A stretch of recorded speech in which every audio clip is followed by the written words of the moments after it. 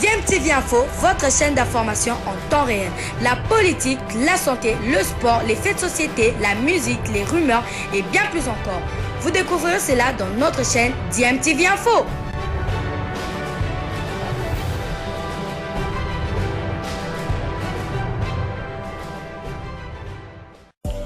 Vous êtes sur DMTV, bonjour ou bonsoir, tout dépend de l'heure à laquelle vous nous suivez. Tout plaisir est pour nous de vous retrouver, mais surtout de savoir que vous êtes nombreux en train de suivre votre chaîne YouTube DMTV. DMTV qui vous propose l'actualité, vous propose également des analyses et des réflexions sur des sujets d'actualité, sur des faits sociaux, tout simplement sur des réalités que nous observons ici chez nous en République démocratique du Congo.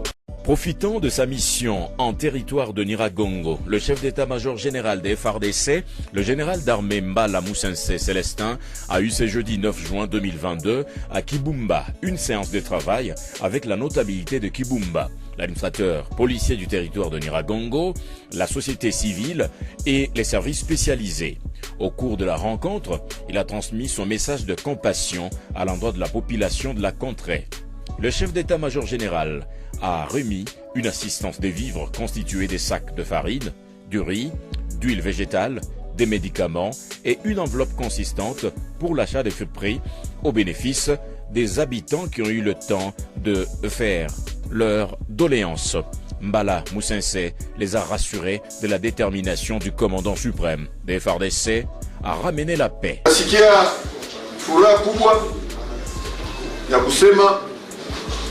Watu wanaona maendeleo mbalimbali na amelioration fulani yenye nafika u etat de siège. Témoignage mmeleta hapa ya kufukuza wabandi wa kuretablir autorité de l'État polepole ni ya muhimu. Sentiment de satisfaction pour les habitants de Kibumba, soulagés par cette assistance de l'armée congolaise.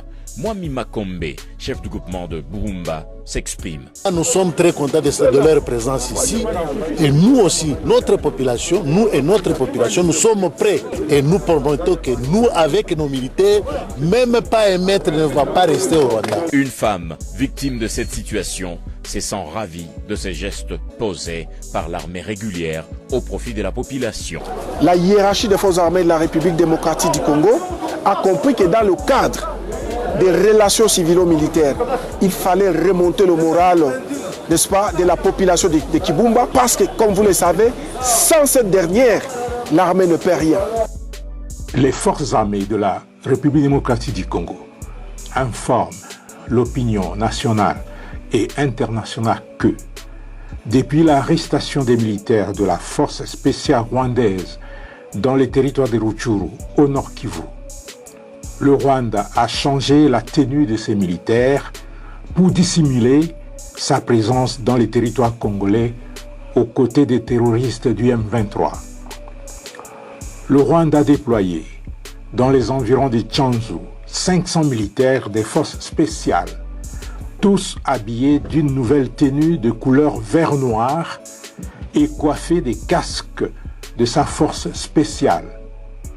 Pire encore, les terroristes du M23, soutenus par le Rwanda, leur mentor naturel, se sont intentionnellement attaqués à la MONUSCO à Muhati, non loin de Bikenge, dans le groupement des Djomba en territoire de Rutshuru. Pourtant, la force de la MONUSCO est en plein exercice de sa mission conformément au mandat du Conseil de sécurité des Nations Unies. Au cours de cette attaque, 3 casques bleus tanzaniens ont été blessés, dont un grièvement. Ce dernier a été évacué pour des soins appropriés. Rappelons que cette nouvelle attaque, dirigée contre les casques bleus, intervient après tant d'autres, surtout celle contre l'hélicoptère de la MONUSCO qui a été abattu et qui a coûté la vie à 8 soldats de la paix. En s'attaquant à la force des Nations Unies, le M23, soutenu par le Rwanda, confirme son caractère terroriste. La population congolaise est appelée à la vigilance et à dénoncer la présence de toute personne porteuse d'armes et habillée en tenue vert noir. Dans une interview accordée au micro d'éco militaire, le colonel diplômé des stratégies et de défense Elumba Monga Gislain, chef des départements budget et finances de l'état-major des forces armées de la République démocratique du Congo, a fait savoir le pourquoi de la bancarisation au sein des unités des forces armées de la République démocratique du Congo, tout en démontrant son objectif aussi longtemps qu'il y avait des agents comptables. Donc, la bancarisation, c'est un ingrédient qui est venu s'ajouter à tout ce qu'il y avait déjà comme effort consenti au niveau des forces armées, en constituant une base de données, en effectuant un contrôle biométrique du personnel au travers de toute la République. Et la bancarisation est venue maintenant, en quelque sorte, finaliser cette démarche. Parce qu'avec la bancarisation, au travers des banques, il y a une identification individuelle qui se fait. Ensuite, il a fait savoir l'impact considérable de la bancarisation dans la vie sociale des militaires. Une identification. Donc, en plus de l'identification qui était faite au niveau des forces armées, les banques ont identifié tout un chacun. À partir de la carte biométrique, à partir des photos, et ça a encore fiabilisé davantage le processus de maîtrise des effectifs. Donc c'est vraiment un ingrédient qui a permis à ce qu'on sache en définitive qui est payé. Et puis avec les banques, nous sommes plus ou moins sûrs que le militaire est payé selon le taux barémique fixé par les gouvernements. Ça, c'est déjà un avantage. Ça fiabilise un peu les ménages. On sait que non, du moins à partir du 15, au plus tard le 20, le militaire entre en possession de son dû. Donc il peut même faire une planification des dépenses à partir de là. Et du point de vue social aussi, la disparition des biens propres à la consommation dits blessés de guerre. Parce que quand on a des billets déchiquetés, on descend au marché, on devient la risée de tout le monde. Vous allez acheter, mais vous n'êtes pas en mesure d'acheter parce qu'il faut négocier, où on vous dit, bon, si vous avez un billet de 10 000 francs, on le prend à la valeur de 7 000 francs. C'est déjà une perte. C'est déjà une perte. Donc, du point de vue social, la bancarisation a pu stabiliser la vie des militaires. Enfin, le colonel diplômé des stratégies et défense a lancé un message fort auprès des militaires.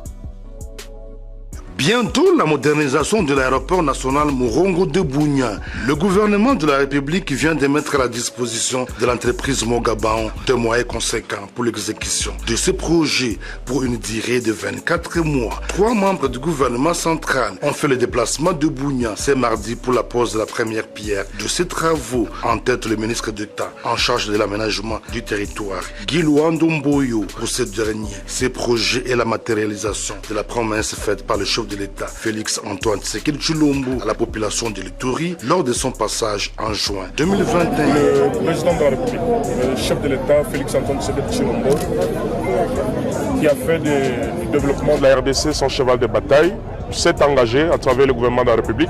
Vous savez, tout gouvernement est investi sur base d'un programme. Et avant qu'un programme puisse se mettre en œuvre, il y a une phase de préparation, de planification. Et donc, tout ce temps, nous étions en train de préparer plusieurs projets. Maintenant, nous sommes dans la phase de la matérialisation de ce projet-là. D'où l'aspect infrastructure aéroportuaire. Nous l'avons commencé dans la province de la Tchapa. Nous avons été aussi à Mbandaka, vous vous rappelez, dans le cadre de la modernisation de la voirie de Mbandaka. Et aujourd'hui, cela nous amène ici dans la province de l'Ituri. Par là, au nom du DG de Mogabaon, Eli Akilimali, l'ingénieur de cette société explique les travaux qui seront exécutés. L'objectif global de ce projet étant de contribuer au développement durable de la province par la modernisation de l'aéroport de Bunia, il vient répondre à un réel besoin de la population pour développer leurs activités économiques et favoriser ainsi leur auto-prise en charge.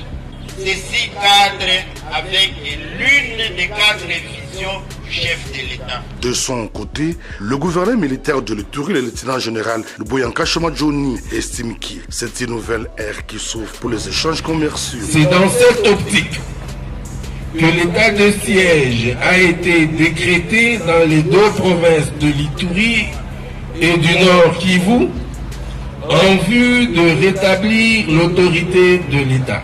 Aujourd'hui, l'état de siège porte ses fruits sur terrain. Vizile le kamalo Lobana Ebele.